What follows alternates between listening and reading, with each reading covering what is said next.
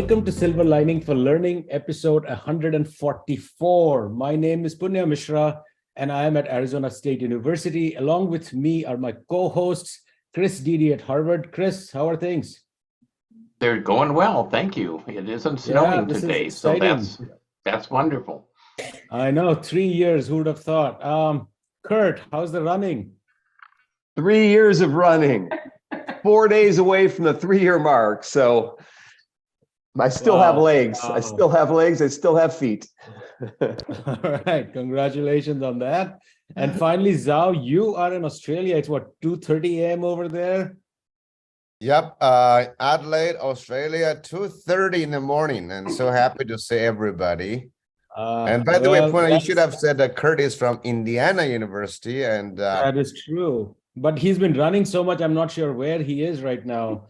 Anyway, sorry, bad joke. But Zhao, that's what you get for having two jobs, Kansas and Melbourne. So thank you for joining us at 2:30. And I think we have a very exciting show today. It is both a celebration as well as an opportunity to make a pretty large announcement about sort of the visibility and accessibility of the Silver Lining for Learning. So for the longest time, people have been asking us to make this into a podcast, and that's something that I have been sort of wanting to do. But as the number of shows went on and on, the task of taking 100+ episodes, cleaning them up, audio files, then creating accounts on, Simplecast or whatever, just seemed too daunting. We all have day jobs. Zhao has two. So it was hard to get moving on this, but that's where we came across a team which decided to take this on. And so in alphabetical order, we have them as guests today. So super excited to have all of you join us. Toks Bakare, Leon Dor.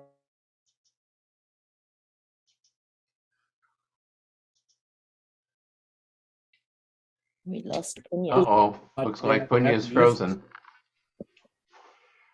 Well, we'll just go ahead. He'll come back. All right. Yeah, he's back. See, he's back already. We lost you, Punya, for the last 30 seconds. So you have to repeat the last 30 seconds. All right. Did I get the names at least? Did you guys hear that? You got me and Leah Ann, I think. That's it. Yeah. The volunteer crew. And since I am flaking out on my internet connection, I'm just going to pass the ball on to them to tell us a little bit about themselves and how they got involved in this. So since we went in that alphabetical order, I will go in reverse alphabetical order this time. So Annie, tell us a little bit about yourself and how you got involved in this. Oh no, I was feeling safe that I'd go last, but I can go first. So I'm currently in Seoul, South Korea, and it is 1 a.m. and I'm super excited to be here drinking a lot of coffee to stay awake. But yes, a little bit about myself. I identify myself as an educator at my core. So I've spent about 10 years in the education sector, primarily in ed tech. Started out as an ESL specialist at an international school, and then kind of moved up and worked on various startups, higher education, and currently at an NGO. And I think kind of the desire to kind of connect with folks outside of South Korea and kind of having nostalgia for the type of community that I experienced back at grad school, I think is kind of why I wanted to listen and connect with the folks over at Silver Lining for Learning, and so I connected. I reached out to Professor Dede about kind of the inaccessibility of not being able to listen on the move, and I suggested the idea of what if we got a bunch of people, because there's so many fans of the podcast, and kind of move that over into a more mainstream podcast platform. And he connected me with Leanne, and then reached out to kind of the folks over at Technology, Innovation, and Education cohort, and Ragini and Toks jumped at the opportunity to kind of volunteer and make that happen. So it's been super exciting to be able to connect with incredible, lovely ladies around the world, and we've been having a blast. So I guess, yeah, that's it. All right, thank you. We'll have more about your favorite episodes coming up. So Ragini, on to you. Hi everyone, I'm Ragini Lall and I'm based in Mumbai in India, and it's around 9:30 p.m. for me out here. So luckily I'm not drinking a lot of coffee. So I sort of found my way into the education space from a design background. I did my undergrad in art and design and was really enamored by the kind of culture of learning that takes place in our design school. And so then worked in India with a not-for-profit called Quest Alliance for about 6 years, and got a really great amount of exposure on what does experiential online learning look like, sort of like the whole teaching by telling, digital learning that, most people who sort of get that exposure to digital learning sort of see, and saw the possibilities of digital and education together, and as a designer found that super exciting, and so decided, okay, I want to go deeper with this, and that brought me to Harvard, where I was very lucky to be in Chris Didi's class, and did a lot of cool courses, and side by side started building out an independent practice as a learning experience designer. And then the pandemic hit, and essentially we graduated. Annie, Toks, and me graduated in the middle of the pandemic. So I took up a role at the university and was a teaching fellow on one of the courses on digital learning, and was also an online learning fellow, creating global online courses. And now I'm back in India, and I've been working on a lot of different themes. I've moved away from my core focus of young adults, but also gotten into adult learning and learning experience design in the higher ed and workplace learning context. So it's been an exciting journey, and the space keeps changing. And so I'm here tuning in to these webinars and now the podcasts to sort of, contribute and be in this space. So Ragini, thank you for that. I didn't know that you worked with Quest. Quest has been a guest on the show twice. We had Akash Sethi early on with Kiranbir Sethi, and then we had Priyanka Krishna in an episode a few months back.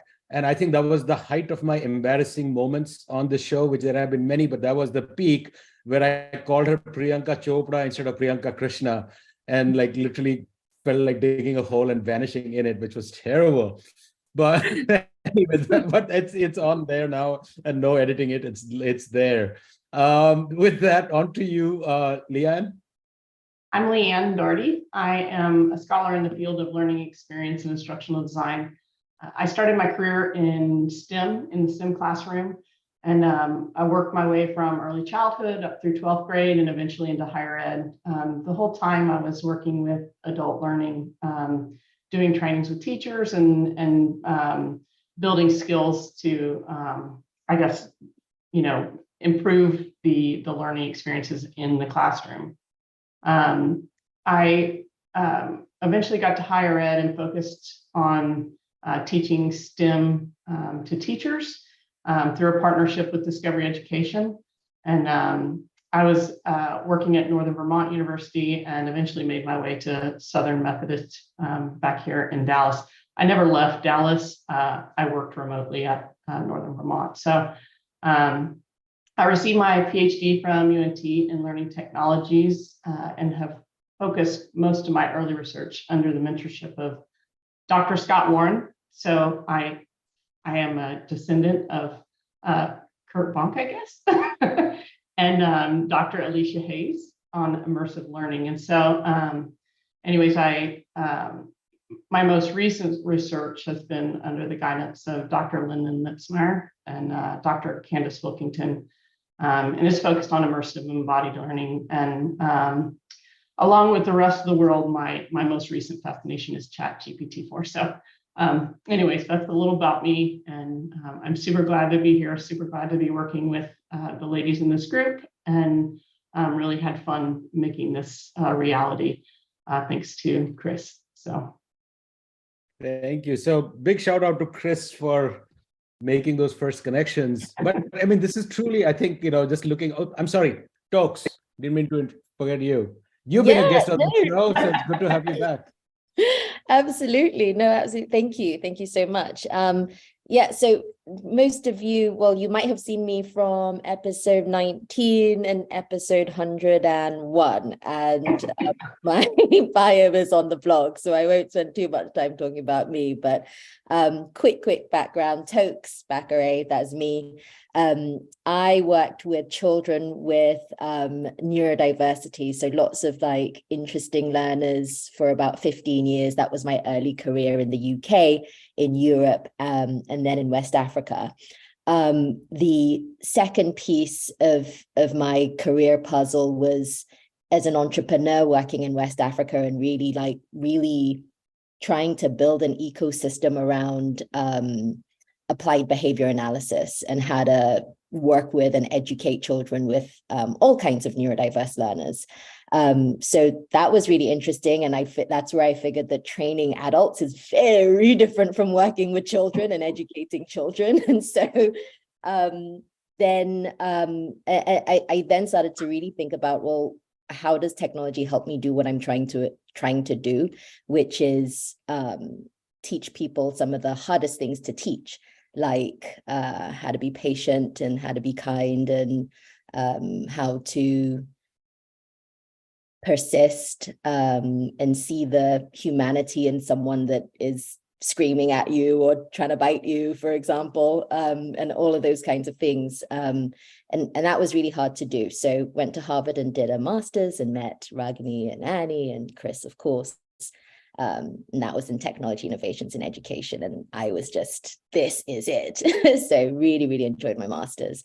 And that's connected me to the equity board at Classcraft, which I'm currently on, and Mersion, that I currently work with as a business development director. So still in the immersive learning space and very much in how technology really helps to push those really difficult things to teach, and what some people believe are people who are difficult to teach. So that's me, and it's been really cool. So the podcast for me was right at the beginning of the pandemic when it all like kicked off. First episodes, I was interested, obviously had heard about it through Chris and some other students, and had been following, quite intently at that time. It was a comfort really to have it every week. And so I jumped at the opportunity to be a part and to contribute something to something that had been so comforting to me for a number of years. So at least several months. So that was why I wanted to get involved. So thank you for reaching out to me. Well, thank you. And this is truly global team here. I mean, collaborating fully remote across 2 continents, 3 countries, and 4 different time zones over the past 6 months or so. This is a heavy lift. I'm telling you, I just was dreading getting into it, thinking that there is no way to take 140 hours of work and converting it into a podcast. But right now, I am very proud to announce that over 80, I think around 84 of our episodes now are available on pretty much every podcasting platform that you can think of. There is something to be said for listening to it as a podcast, the mobility of it. I have to be honest, it's really difficult to go back and watch a YouTube video, particularly if you're seeing your own face. It's somehow more reassuring to hear a voice while you're walking. We look much better on radio. I'm pretty confident of that. So thank you, guys. I mean, this is a heavy lift, and I couldn't have imagined this was in fact possible. And I think you have really done an amazing job. So thank you so much. I'm going to move it on to our host now, because I've been talking a lot. If you have any comments or thoughts over the past 3 years about the podcast, about this team, we'll do that. And then we'll come back to our guests to ask them about their favorite episodes and what stood out to them in these 140 plus shows that we have. I don't know who wants to go first. Just jump on in. I'll go first because I have an observation. My observation is that 4 men couldn't get podcasts done in 3 years, and 4 women got it done in a couple months. Just saying, an evidence-based observation. I'm wondering, typically podcasts don't have a multimedia component, but because we did it in this strange way we did, we do. And I'm wondering if some people will start by listening to a podcast, and then when they get excited, or maybe they really want to contact some of the guests, they'll switch and watch the video version. I wish we had a way of tracking that, because I think that would be a really interesting research question. And in fact, you know, I'm not, my instinct is that the video versions are richer. But the podcasts will be viewed by or listened to by far more people than the video versions. So I'm just interested in crossover effects. Well, you know, Chris, that is a very good observation. When we started this, we never thought we would do this for this long. That's another thing. So we really never designed it or planned it. When I hear from all the great team, the female women team, who actually beat all of us so quickly, you guys are all from learning, from design. You had a lot more thought, you know, than we started. You know, the four of us, actually, we started with 6 people, with Shuangye and Scott, you know, in the beginning. We never planned this far. So this is more of an evolution by itself. So this is it's quite wonderful to have a global team to help us to move and to continue. I think that observation might be right. You may get a lot more audience coming in from the podcast into our video broadcast. Might be quite interesting. Thank you guys for helping us with this. I guess I'll go next. I'll pose 2 questions. I want to thank you, though, for your excellent work and for being involved. And hopefully Punya sent the certificates that you're all going to get and the monetary reward as well. You know, since we have 4 young, successful people in the field of learning, design, and technology with us, as well as female role models for some of my students, I have 2 different questions. I might ask the second question first. What would you say has helped make you successful that others who might be watching the show down the road might want to contact you about or might want to pursue? What kinds of experiences, opportunities, courses, mentoring have you had that brought you to your successes early in life? Because it is important. We haven't had many shows with younger people, in particular, all young women in the field who, you know, have from different countries around the world. So there might be folks in Korea, Annie, watching the show later, or Toks, and people in Africa or in India or across North America. Leanne, what do you have to say to them? And then I have a follow-up question. I think I can answer that pretty easily. I think, you know, in my childhood, having very strong women in my presence has always helped me to, you know, push the boundaries of my own learning. But as I got older in my education career, I found a very wonderful group, you know, a personal learning network that just really continued to raise the bar and elevate what they were doing and challenge the rest of us to keep moving up. And that has just really made all of the difference in the world in my career, even when I feel at my lowest in my career, which, you know, we go through ups and downs. I think having them there, you know, has just made the difference for me. So. Anyone else? Yeah. Annie's smiling. Oh, it took. Well, I mean, I feel like I have a long way to go, so I don't know if I'm able to speak on this. But I mean, from a Korea perspective, I guess it's a pretty it has been a pretty conservative society. So I'm hoping girls continue to kind of pursue their career ambitions and break those glass ceilings and and hopefully become future leaders in anything that they want to pursue. And yeah, if they want to reach out to me, I'm always open for a coffee chat or if I could be of any help. But yeah, Toks or Ragini. Yeah, I agree. I agree 100%. For me, it's difficult to point to something specific like Leanne's, group, like support group. I think I've had influences in my family, for example, throughout that kind of, my brother was a pilot, and he's my eldest brother. I come from 5 siblings. I'm the last of 5, and so as a young girl, I was like, well, if he's flying in the sky, I want to fly in space. And so, and like my dad just like went with it. He used to be like, yeah, you're going to be our little astronaut. And he used to do this thing with me where he'd like lift me up, and I'd be shooting up in a rocket. And so till I was maybe 8 or 9 or something, and I realized how much was involved in actually becoming an astronaut. The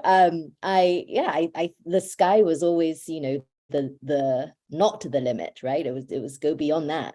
And so in spite of like any kind of difficulties that have come, along the way, that for me, I've had that support, or at least been able to find that support in the people around me, and getting to somewhere like Harvard, for example, you have great advisors like Chris, who becomes a friend and colleague and continues to lift you up. And I think for me, that's what I leaned into. And in terms of success, I feel like it's this thing that you're always reaching for, and one never really knows whether or not you're successful, depending on how you define it, until you look back at the end of your life and say, no, that was success.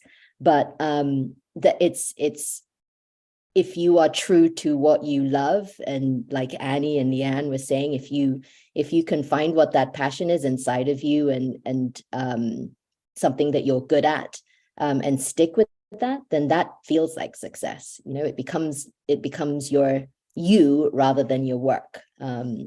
So that's what I would say. And absolutely same as Annie, like reach out to me, LinkedIn, anywhere, and I will be happy to chat.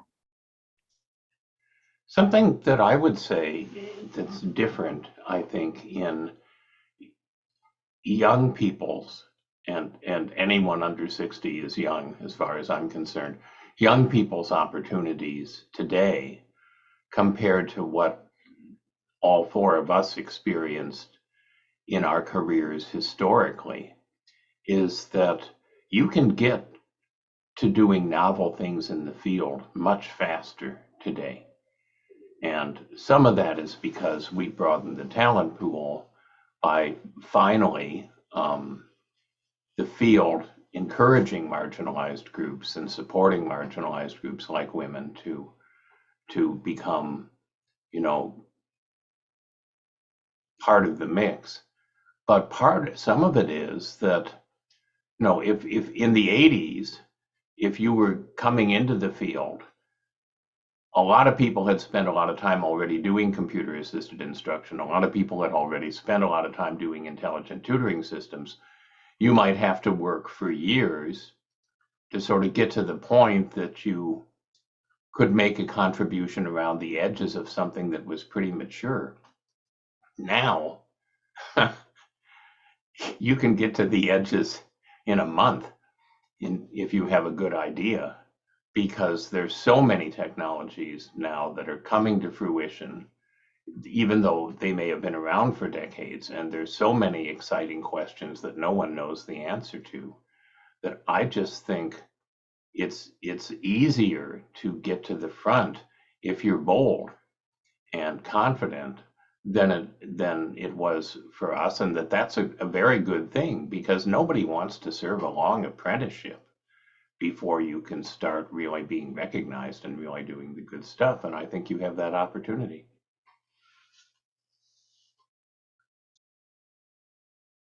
The other question I have for you all is, what advice do you have for other people doing what you just did, or what you're in the midst of doing? How did you, what things that you did collaboratively that were successful as team members and so forth? the procedures that you guys set up to do what you've just done for us and are in the midst of doing. So do you have any advice for others who might, try to do the same? Yes, step one is have grace and be able to give grace to people who, because like we would agree to meet together at, I don't know, 10 o'clock in the afternoon on a Sunday or something. And of course, that's 4 a.m. for Ragini. And so, so being able to have grace for each other was really, really important. I think that helped us stick together and support each other and work together well. At least I found that. I feel like you've all had grace for me, so thank you. I'll add to that I think the other thing with grace was knowing that if someone couldn't be there, we needed to still move forward. And so, we continue to develop the plan and develop the resources and that kind of stuff to start transitioning all of that stuff from one platform to another. So, having grace and having still being determined. And I want to give a shout out to Professor Mishra. He's been such an incredible and such a hands-on mentor to all of us. I mean, he set up kind of the framework for us, but then opened the doors for us to kind of put in our 2 cents and make it ours. And it's been so much fun to be able to connect with, such a brilliant mind, but also, it's been such a joyous process. And because it's kind of a voluntary thing and quite casual, we wanted to, and we have so much respect for each other that we don't want to let the other person down, which is kind of, that was kind of our accountability mechanism. We're like, oh no, I forgot about the meeting, but I don't want to let, Toks and Professor Mishra down. So I have to get this done. And so I think it was a lot of that going on as well. Ragini, go ahead. Sorry, go ahead. Thank you. Thank you, Annie. That's very sweet and kind. And the check will be in the mail. No, I'm kidding. But you guys have been great. It's been a pleasure. Ragini? Yeah, I just wanted to add that also a little bit of like leveraging the tools of our times. So WhatsApp and video recordings when we can't actually make it. So actually still being able to communicate with each other and it being effective. So so a mix of all of that. Yeah. So I was just going to say that this is a great demonstration of a new age. That is the voluntary work. When Annie said about this, volunteer, you guys volunteered from different continents, different time zones. Our show, the whole silver lining for learning, we've had many episodes about individuals, young people, like Chris was saying, anyone below 60 is young. And a lot of people just volunteered. And so if you want to make an impact in this world, you actually can. And when you make that impact, you actually learn. So I was just thinking about this idea called the learner revolution. If you want to go do something that's meaningful and you can learn to do that, when Chris was talking about, now you can reach that, the community is there, the technology is there. I think when Leanne was talking about ChatGPT is there, and that's really going to revolutionize the learning profession. I think it might destroy some universities or some tests, that's for sure. So this is really truly an amazing, effort. So we are at the same time demonstrating that's possible with your podcast work. So thank you again for doing this global volunteer work as learning as design. So this is a very interesting process. Just to your point, none of us, by the way, are like podcast, anything. Before this, we didn't have any experience at all. So absolutely, we're like learning as we were going. And I think like that's something that has been very personally great for me is I jumped in and said, yeah, I'll do it. And then I was like, wait, I don't know what I'm doing. I don't what does this involve? And had to and we've all learned together. And, helped ourselves, and really there's been no school for it. It's just do and do. Obviously Punya has been a fantastic mentor and has, really been a guide, but like, yeah. So It's Toks the and new world. Annie and Leanne and Ragini, I have to say, I had no idea. I had never produced a podcast before. I didn't even have a Simplecast account. So it's all of us winging it. If at any point you had any assumptions about my deeper knowledge, please be disabused of that. We just figured it out, so that's great. So one comment before I really want to hear from each of you about your favorite episodes and what stood out in that. But I must say that Chris brought up this thing about being young. I think the only person in this entire group who will forever be young is Zhao, just because of his name. That's one that he has over all of us. So anyway, this time I'm not going to call in any alphabetical sequence. Anybody wants to jump in. A show or two that really stood out to you, because I know we have talked about it in different presentations that we have made about things that have stood out to us. And we rarely get to hear from people who have had a chance to at least listen or go back to a range of these shows. So in some ways, you guys are even better equipped than we are, because many of these things have become a blur for me. In fact, like now that it's a podcast, as I'm scrolling through, I'm like, oh, dang, that was a good episode. So I went back and listened to the one with Vlad Glavino. I was like, that was a great episode. So these have sort of merged in our brains. So anybody wants to jump in, and we'll just go, popcorn it here to see what stood out for you. What were an episode or two that really was meaningful in some ways? All right, I'll go. Oh, no, Ragini, you go. Ragini, you go.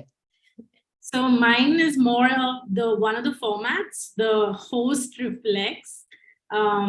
Those were actually really, really helpful when you wanted to sort of get a sense of what all was discussed, and you're sort of choosing as a listener what you want to actually zoom in and actually spend that 1 hour listening to. So shout out to the listeners that's a good place to start, actually, the processing that all the hosts are doing together. And I think that also is very reflective of the kind of group and the kind of topic of this podcast, where the act of processing is actually part of the recording and is actually there, and it's not sort of, only guests and all of that. So I thought that was definitely something special to highlight. And then the other ones that I really enjoyed were more around just how the field was changing. So recently there was one about learning experience design and the role, and is it time for to be led or lead and all of that. So I thought that was super interesting, because they're really talking about how the field is changing. And I'm definitely looking forward to more and more of that as every month something new comes up. Yeah.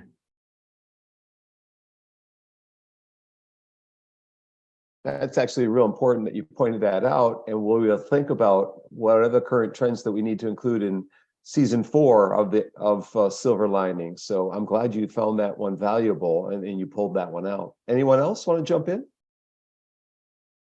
I can jump in. There was one, was creating open, immersive, and responsive learning at scale with Ariel Ambar and Norman Beer. And that was actually, it was maybe last week. And I focused specifically on that one because it resonated with me. So I worked with on the Gates-funded OpenStax Raise project for 8th grade. It's being designed through Rice University, and there's a team actually behind them that's doing the curriculum for it. And I had the opportunity to be on the curriculum side of that with my last role. And so one of the things that I focused on was the equity and inclusive learning. But the cool part about this, that podcast was it focused on using OER tools and how things are changing there. As far as the OpenStax project went, the RAISE project that I was part of, one of my former school districts was actually part of the research. They were incorporating it into their curriculum with their students. And I got to be part of the team that developed the curriculum, but my focus area was specifically on the social emotional learning and diversity, equity, inclusion, and how they would be clearly infused into the project. And the cool part is now I'm on the other side of that project, doing research, with people like Dr. Richard Mayer and others. And it's really just, hearing that team talk about their OER project and, how the future is impacted by it, the struggles that we face in developing tools like that, and also the successes we face. I think that really was a very cool podcast to listen to. So.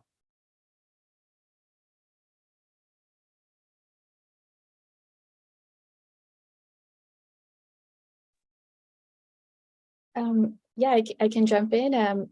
So, I mean, kind of circling back to kind of Yong's comment on kind of having back-end analytics on who listens to the podcast. And I think our podcast has been up for about a week, at least in the podcast platform. And I think it's already been downloaded in 20 plus countries all around the world. We had listeners download from Panama and Brazil and countries that, Denmark and just Germany, all over the world. And so that's been really incredible. And I first heard about Silver Lining for Learning through two colleagues from two different organizations. So it's already kind of like a big podcast name in the education circle. So, I mean, I didn't know if you guys knew that, but my favorite episodes, I couldn't pick one. I think I like almost all of them, but so like the nostalgia factor, kind of all the episodes that feature Harvard professors, like the Sesame Street episode with Professor Joe Blatt, or Professor Andrew Ho and his psychometrics. He recycles his jokes, and so he uses the same jokes in class that he uses on the podcast. Professors do that. And Professor Reamer's international, so Professor Tina Gratzer, I loved all of those episodes and all the alumni that were featured, including Toks's episodes, and but all the innovation episodes. But like, I think that one episode stood out on kind of the innovative staffing, because I thought that was interesting because it was innovative but didn't include technology and was a different way to frame kind of how you taught. And like Ragini, I love all the Hosts Reflect episodes because there's just so much humility. I mean, like, you have 4 really brilliant faculty in the field, and they're just so humbled, never kind of, I think they should have an episode, devoted to them. Like, but so it's really insightful listening to their wisdom and perspective, but also kind of the playfulness. And I think I want to kind of circle back to the first episode where I think Professor Young mentions that we're all here because we're all fans of Christine, and that's exactly how I came and wanted to volunteer. So I think it's kind of a full circle. Yeah. Ditto. I guess that leaves me. All right, so there are 3 things that I love about SLL, the whole series, and many of which, like many of the things actually I love about it have already been said, they've already been commented on. But one is that it's this like, sort of treasure trove of innovation and experimentation in education, which is just really it's just a really rich sort of group of resources, if you like, and it really shows like people who are redefining the very nature of what they're doing all over the world. So that's one thing. It's like this database, this collection. The other thing is that I find, like, in all of the episodes that I listened to, even in the ones that didn't have a direct link to any of the work that I'm doing or anything like that, there's always something that is a little bit inspiring, whether it's just hey, keep going in the midst of, adversity, or whether it's, this is really cool, you can do it too. Like there's always something somewhere that is inspiring about the guests in the guest stories. And then the third thing is that I loved the episodes that started with a story, or had some sort of story in them. And one of my favorite episodes was episode 39. If you remember, it was called A Break in the Ice, One Person's Journey to Save the Last Ocean. And that was with Dr. Cassandra Brooks. If you remember that conversation, she's the assistant professor in environmental studies at the University of Colorado, and she told this story about the icy continent at the bottom of the world, is how she described it. And it was really, really educational about Antarctica, but at the same time, it was also this story of like political collaboration. And then it was a love story because, she's married. Like it was just incredible, so gripping. And then like, on top of all of that, there was all of this like rich discussion between all of the hosts and her around education, and how education ought to lead you in your passion, and all of this stuff. I was like on the edge of my seat, and I actually went over it like 3 or 4 times, pretending that I was making notes for the podcast, but I really wasn't. I was just enraptured. And there are lots of them like that. And I think one of the things that really stands out for me is that amongst all of the innovation and all of the things that are going on, like all the incredible guests that we've had in all of the episodes, you get some level of like humanity, right? You get to see the actual people behind all of these incredible like pedagogical techniques and all of that, and that for me is the thing that's the coolest about the SSL series. So I'm really, really excited about bringing it to podcast and bringing it to so many more people, because I really hope that they get to see that. And even though you don't, like, I think the visual is one of the things that helps you see that humanity, but I do think that even in the podcast that's gonna come out. So I know Leanne wants to jump in with another example, but I just want to say one thing, Toks, that you just said that really touched me, which is you said our show. That was very meaningful, that you feel this connection, that this is something that you have ownership over. Thank you so much for that, because that really touched me. I just want to let you know that. Leanne. And Toks, thanks for mentioning Cassandra. I've been following her careers early on, and she's starts off my World is Open book with stories as a master's student and writing blog posts for the Exploratorium in San Francisco called Ice Stories, and kids in Philippines and Argentina and so forth around the world were corresponding with her late at night. But anyways, I was following her career just like we're going to follow all 4 of your careers, and we'll have you all back on 10, 15 years from now anyways, and talking about what you're doing. Leanne. Yeah, I was going to I wrote down episode 39. Apparently I didn't listen to that one because you telling the story totally captivated me. One of the other ones I found really interesting was it was called Democratizing Creative Educational Experiences and Side Effects in Education. And that was really a cool one to me as well, because when I did my dissertation, I did it on makerspaces, and one of the rabbit holes I went down was creativity, because I originally was excited about doing research on creativity. And even after listening to that podcast, I laughed because it's such a hard topic in research. And it's very interesting. And I am now a huge fan, Young, and I am gonna go down more rabbit holes, I'm sure, on that topic. But I think that's one that we definitely need to continue the conversation of, because I think it's really important for the future of learners to continue pushing creativity and making sure that we're thinking outside the in whatever box. I know that was part of the conversation. What is the box, but what are the parameters in that? But anyways, that was a really good one that I enjoyed. Thanks, Leanne. One of the things I just want to highlight throughout this, you guys are great promoters, and thank you so much. Punya asking the question, what's your favorite? I was always nervous to say, what if they don't have a favorite? We should have asking, what's your least favorite? So Punya, you are a very good marketer. You say, what's your favorite? That's wonderful. Like you go to a restaurant, what's your favorite dish? You must have one, right? You can't. So, but anyway, so thank you for doing that. And thanks, Liam, for this. A couple of things I just want to share with you is truly that the first thing, learning is really global. I really want to highlight that. But at the same time, if you go to schools, learning is still very local. This is just shocking, right? We're doing this thing. We've been doing this for 3 years. And everybody will reach out from any continent, from anywhere, even in war-torn places.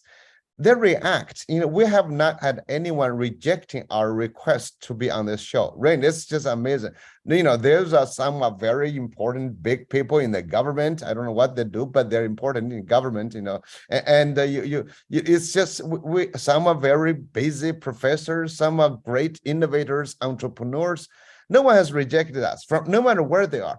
This is so. This is quite amazing to say that. But why is learning still confined to the classroom, to the school? I'm very bothered by that. Okay, so number two, I think, is that there's so many really innovations that's not being communicated or talked about across their own local communities. I think silver lining helps to bring them to other people's views. But once that's in our mind or in our view, we got to rethink, like Leanne's example about creativity and side effects is very interesting. And also like your story about the Colorado show, the dip in ice, it just brings out other people's mind.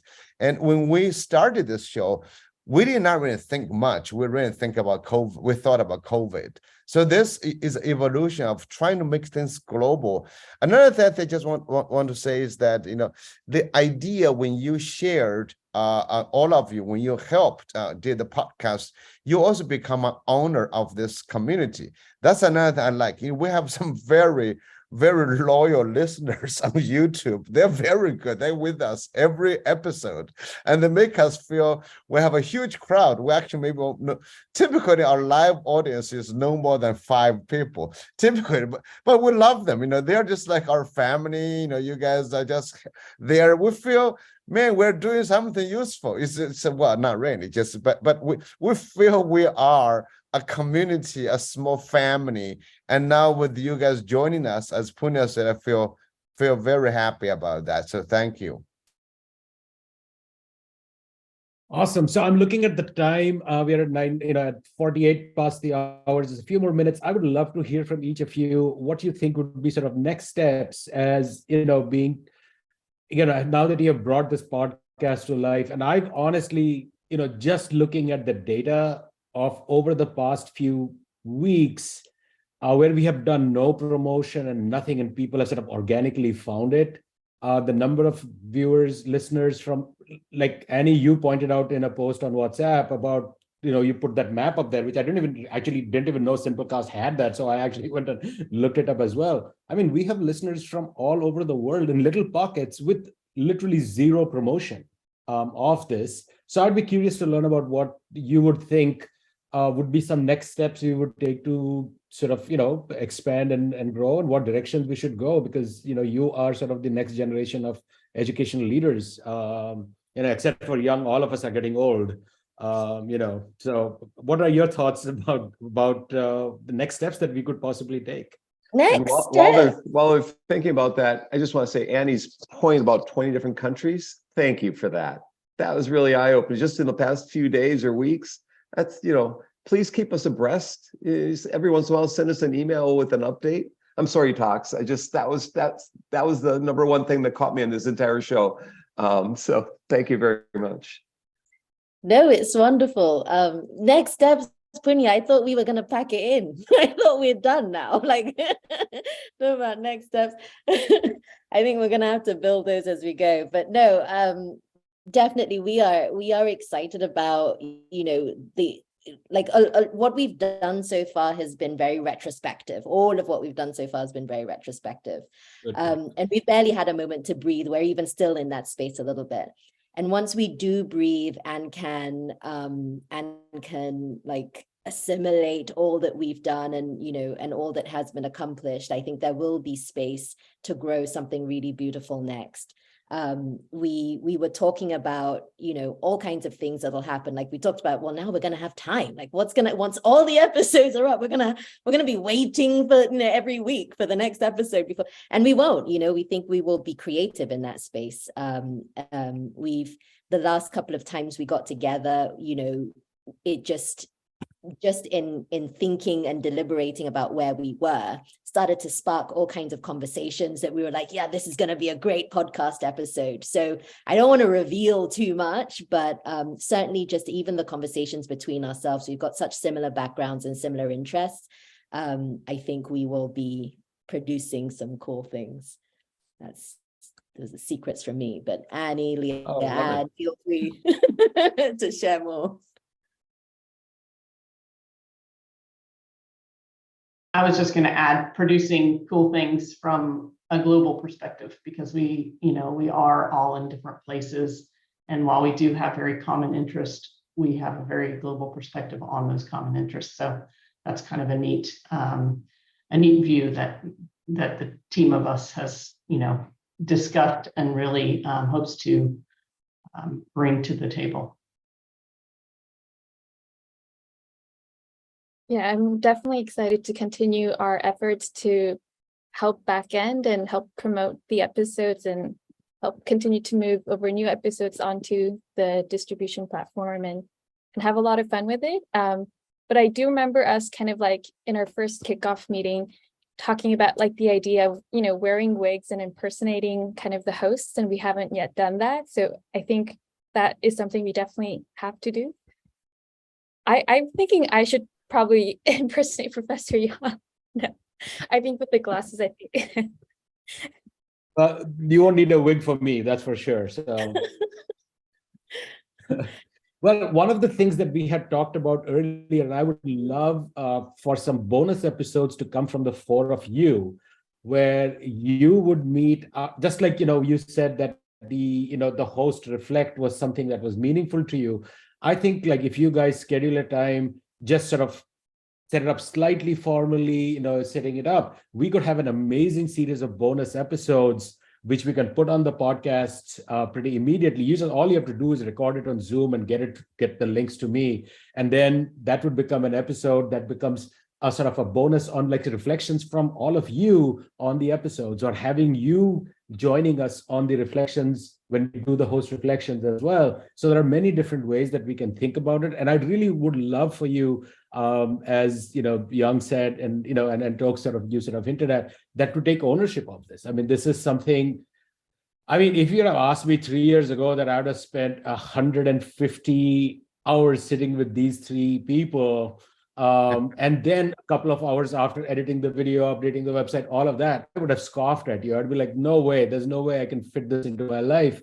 But you know, then you have people like Zhao and Kurt and Chris who have these amazing Rolodexes that they can reach out to people and get them to come on the show. No, like Zhao said, nobody has ever said no to us. But I think we should, like, once we get these episodes done, like this is part of my workflow now, making the next podcast episode. It was the backlog that was the problem. So now it frees you guys up to think creatively, like, okay, can we have a reflection on these episodes? And what did we talk about that you felt we missed the point on? You could do a parallel series of shows. I mean, you know, on whatever you feel like. I mean, there's the potential is immense of this. And again, this is all volunteer. So, you know, it is the time that you have in the cracks of your lives. And that's how this show has been, and has been for 3 years, believe it or not. But we would love to get ideas from you about guests, about bonus episodes, and so on. How about this, Punya? How about if any of you has a person, you've mentioned Open Sacks, Richard Baranek is a friend of mine, but if one of you reaches out to a guest and we have a show on him, you could be a co-host with us for that show. That might be good too. You've mentioned Richard Mayer. We'd love to have Richard Mayer on the show. So suggest some shows to us and maybe become a co-host with us for that show. Just one more thought about the future of the field and the role that you and we might play in that. I'm hoping that a lot of courses in EdTech will start to use episodes, because right now, people who are teaching in the field, typically, if they want to introduce a topic, they go look in the scholarly journals, they find some highly rated articles that they can use to discuss it, and that's the filter. And I think what Silver Lining for Learning has shown is that there's tremendous amounts of powerful innovation, and innovation that's proven, but not proven by RCTs, right? Not proven by controlled experiments, proven in the crucible of practice, that are omitted, and that actually are a better guide to where the edge of innovation is now than stuff that's published in scholarly journals. So I'm hoping that this next generation can finally expand what the field considers to be evidence. And it's interesting how selective we are. So if a professor gets really high ratings from students, is considered by their colleagues to be someone who introduces deep material into their subject matter, has alumni that go on and find success in the field, nobody says, well, that isn't enough evidence. We haven't done a controlled experiment where some students are assigned to this professor and others are assigned to somebody else, and do you see a significant difference? It's self-evident by a different standard than experimentation. And a lot of the things in our episodes are parallel to that. And I hope that we can enrich the field, and I think also enrich the methodology that the field uses in terms of determining what's worthy. I just want to add to that, the four of you made the show a lot better if you can continue to help and to work with us. Because when we started, we had one female from China, Shuangye Chen from East China Normal University. Later on, she couldn't join, and we had another person. This has been a male-dominated Silver Lining for Learning. I've always been mindful, Punya was originally from India, used to be engineering. I came out of China. But Kurt and Chris both are from Milwaukee, so that's very limited. And we've always been looking for different perspectives. And so the female voice, the female aspect of the four of you, truly helps us to rethink. Because no matter how careful we are, we do not have that same experience. We're only talking about the oppressive society and different systems. I can imagine in many countries, and actually this issue has never been resolved about gender and sex, all those things, and race, and so thank you for bringing that as well. Yes, feel free. We want to be co-hosting with you sometimes, and we will all die eventually. I'm not talking about death to Ernie, but anyway, so this is a show that might continue forever. Thank you. Thank you, Zhao. I'm looking at the time. I know, Kurt, you're going to introduce the next episode that's coming up. But before that, again, one final time, thank you to all four of you for the time and effort and energy that you have brought to this. I really see this as, this is reinvigorating us for the third year, to be absolutely honest. We've been doing this for 3 years. And there are times when it's like, okay, what's next? How is this? And this has given me a lot of hope for all the reasons that we have spoken about. And so thank you so much. I look forward to working together with you in bonus episodes, being guests, bringing in new guests, bringing in new voices, perspectives, enriching this conversation that's been going on for 3 years now. And looking forward to, honestly, now I feel like I'm looking forward to 3 years more, and I'm excited about that. So thank you for that. Kurt, on to you. Well, next week, we have another anniversary show. This has really been an anniversary show for 3 years. The anniversary will be on Tuesday, March 21st, 2020. And on the 25th of March, we're going to have 4 former guests come back, make a reappearance on this show. And the first one will be Sofia Mendoza from Los Angeles Unified School District, where she started as a kindergarten student and now is in charge of technology across the city. So that'll be fascinating to hear from her. She's active in ISTE as well. We'll also hear from Paul Kim, who was on one of the first shows that we've had. And he's done a lot with mobile learning around the world, helping young people get educated in the Pocket School Project and other storytelling kinds of approaches with youth to get illiteracy skills and other things. Paul's fascinating. He's at Stanford as the assistant dean and as a professor there at Stanford. And then we'll have Kiran Sethi in from India, who's an entrepreneur and works with in the schools, creating innovative schools in India. She's been on the show as well. Punya brought her in a few months back. And Maxime Jean-Louis from Canada, from Contact North in Canada, creating innovative programs, training programs across the Ontario province to get education out to the far reaches of Canada. And they've got a new AI initiative at Contact North. And so I'm sure we're going to hear a lot about AI from Jean-Louis, and so from Maxim, I mean. And so we look forward to having you come March 21st at noon. It's another noon show. The next couple will be noon. We will have Sugata Mitra in 2 weeks at noon as well, Eastern time. So please join us. It's been a great show with all of you, Toks and Rajani and Annie and Leanne. Come again. Thanks. All right. So this has been episode 144. Thank you for joining us. Visit us at silverliningforlearning.org and drop us a note. Subscribe and rate the podcast and share it with your friends. Thank you.